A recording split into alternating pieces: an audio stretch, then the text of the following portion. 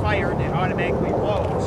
And what happens is that there's a little gas port on the end here, and as a bullet comes out of the rifle bore, there's a gas port that diverts some gas into this gas cylinder, which operates as operating rod right here. So every time the shot is fired, it automatically ejects a cartridge and then loads one back in. Okay. The United States was the only country in World War II that armed its troops with a semi-automatic weapon. Both Germany and the Soviet Union had semi-automatic rifles, but they weren't the main battle rifle. Both the Soviet Union and the German Army were issued bolt-action rifles as their main battle rifle. This gave a tremendous advantage to U.S. troops in terms of firepower. Craig is going to do a demonstration. He's going to fire into this direction. Well, they can stay there if they want. Five targets, sir. Okay, Craig's going to give a demonstration. The M1 loaded with a 8-round, they call it an end-block clip. Every time the rifle fired, the action would eject a cartridge and feed a new one. At the end, it would kick out the clip, and the soldier would reload with a fresh clip. Okay, I'll load it in here. Okay, the firing line is hot.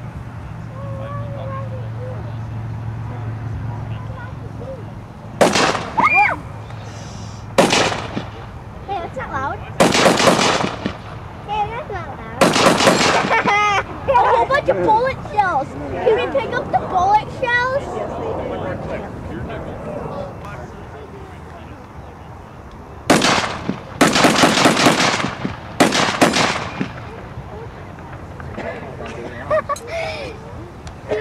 Could we have some bullet shells?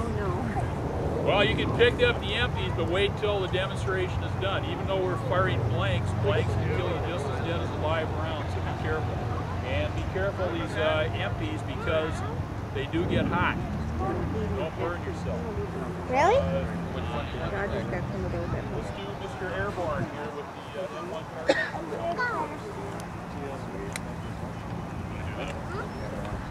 I'm going to do the talking for time. Can everyone hear me? Okay. Tom's got a little sore throat, so I'm going to help out here. And what we have here is the M1 carbine. It's a 30 caliber weapon, not unlike the Grand, except that it fires a completely different shell. The shell is more akin to say a pistol round than a rifle round. The weapon was originally designed with the thought of replacing the Thompson submachine gun and possibly also the pistol to give people that worked in not necessarily combat roles a weapon that gave them some firepower, but it was also easy to manage and easy to shoot. The carbine ended up exceeding everyone's expectations, never replacing the Thompson or the other submachine gun, but finding its own place in history in the front lines with frontline troops as well, alongside the Grand. It's a shorter range weapon. The Grand is much more long-reaching in that capacity. But one advantage, if we call it an advantage, the carbine had was that it had a magazine that, for the most part of the war, was a 15-round magazine. Later stages of the war, especially in the Pacific, there were 30-round magazines. It's a semi-automatic weapon, but very fast-firing and very accurate at closer ranges.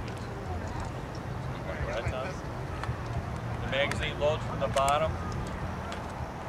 Hold on. And wait for the range to clear. Some more live targets. All right, the firing line is hot. Whenever you're ready, Tom.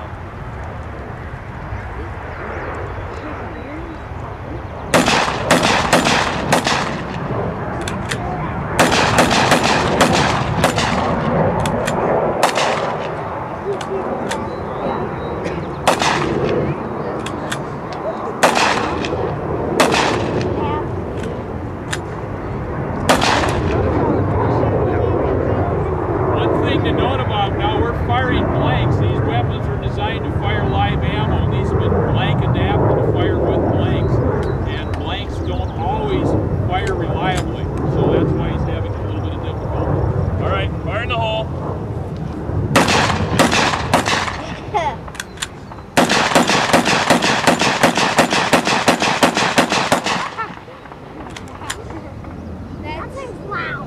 the name? Good barman up here. All right, BAR. Oh, This is the Browning automatic rifle, 1918 A2 configuration.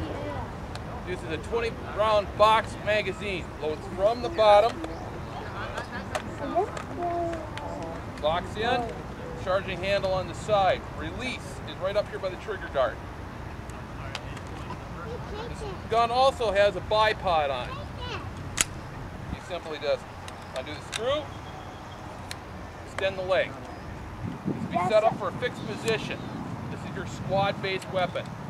A lot of times on the patrol, guys would dump the bipod because it makes it nose heavy. These only came, World War II versions came fully automatic. This one is semi-automatic, but I can pull the trigger fast enough.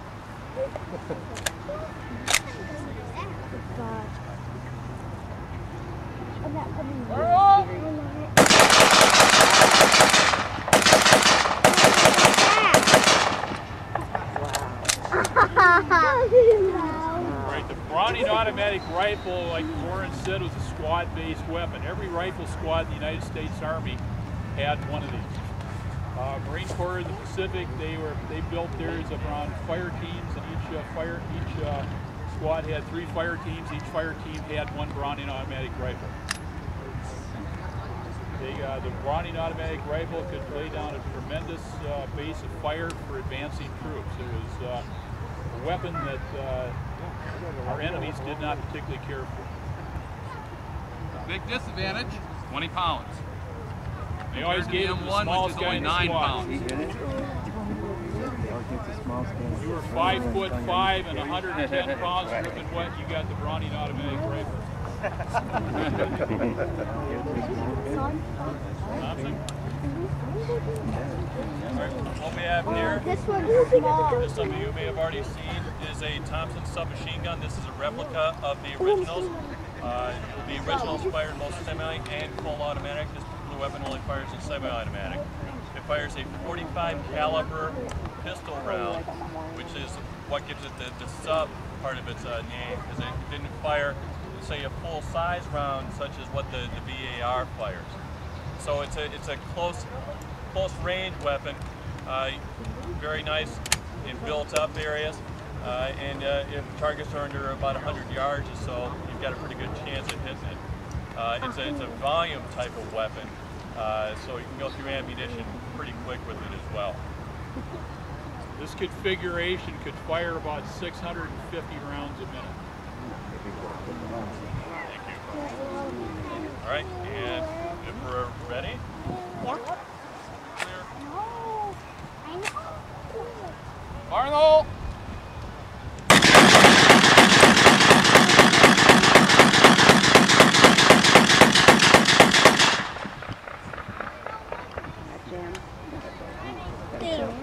Yeah, his gun got jammed. Bad part with blanks, they are fussy.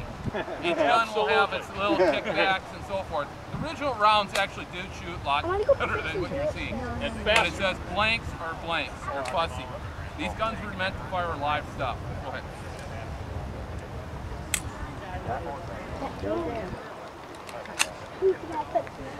Arnold!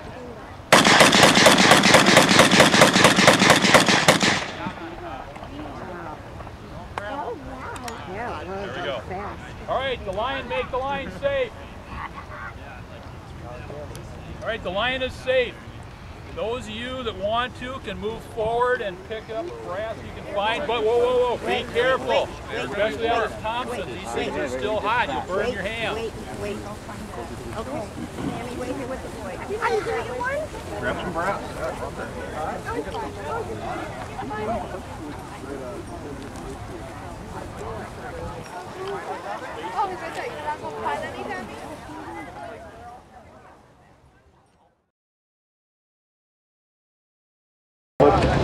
First, it's a military requirement of the Army, but secondly, those things are loud. Otherwise, the only way that the gunner sitting in a tank can figure it out, you get real tired of it real fast. We're doing a good demonstration, going over our track together. We don't have any berms this year. We used to have big berms we followed to deal with More than a few tank crewmen have accidentally flipped the switch on their helmets from intercom to radio without noticing what they were doing. And all of their rumbling and commenting back and forth is going out over the radio, of course, because